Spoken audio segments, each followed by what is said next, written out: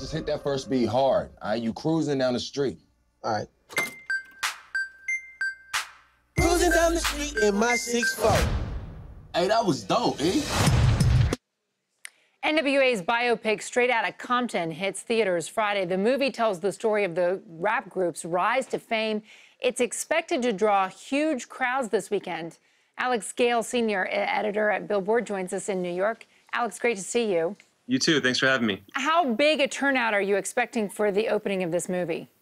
It's going to have a big. It's probably going to be the #1 film this weekend. It's getting great reviews, helped by Dr. Dre's album that he just put out, which is also getting great reviews, and it's getting really good buzz. You know, I think the group still has N.W.A. still has a legacy that lasts today, and people are still excited about them. You know, it's interesting because there are still grown-up fans who remember this in their heyday, in their youth, coming to popularity. But their anthem, F the Police, in 1988 is landing, resurging at a time when we're seeing this movement, Black Lives Matter. What do you think of this biopic at this particular time of race relations in the nation?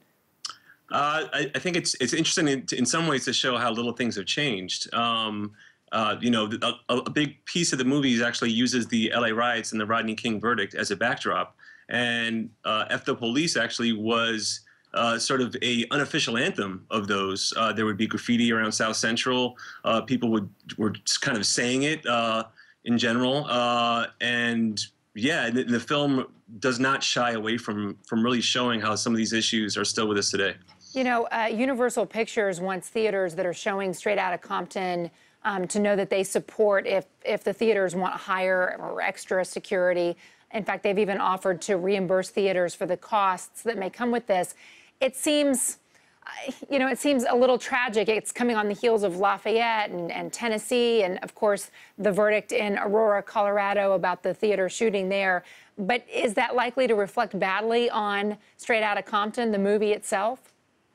I don't think so. I mean, I think this is actually similar to, in some ways, I think there's a little bit of what's sort of a film analog of what often happens with hip-hop concerts, where you know, promoters and venues are worried about security, when in reality, hip-hop concerts are not usually any more violent nowadays than a country concert or a rock concert.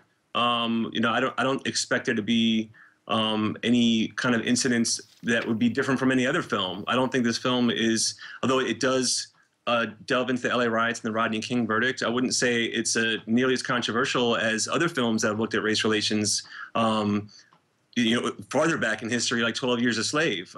You know, so I think it's a little strange that security is being ramped up this much for what's just a movie in the end.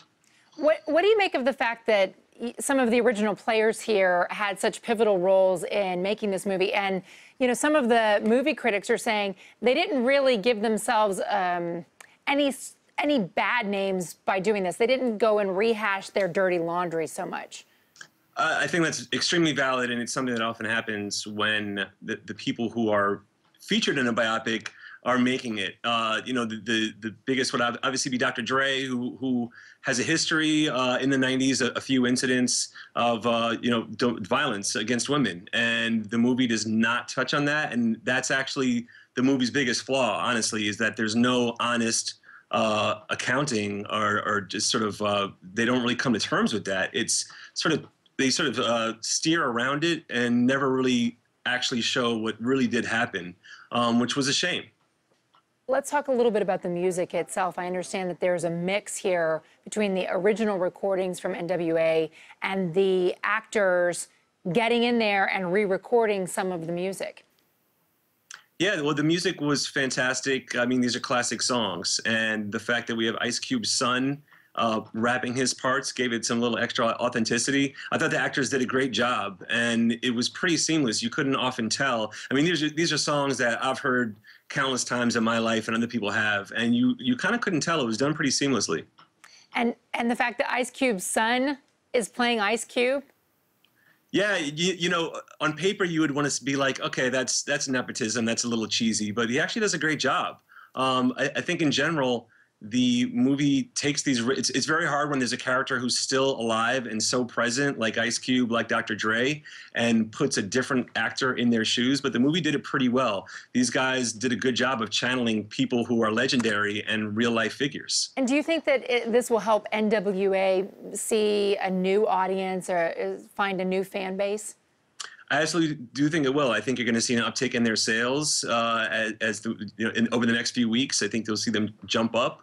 And obviously, it fits in very well with the new Dre album that kind of came out last week and is getting great feedback and is also seems to be going to have a large impact on the charts. So, yeah, I absolutely think that this is going to burnish their legacy a little bit. I think they're a legendary group and a landmark group. And, you know, aside from the personal problems that are a real thing, if you look at the music, you can't deny their importance. Alex, thank you so much for your time today. Thanks for having me.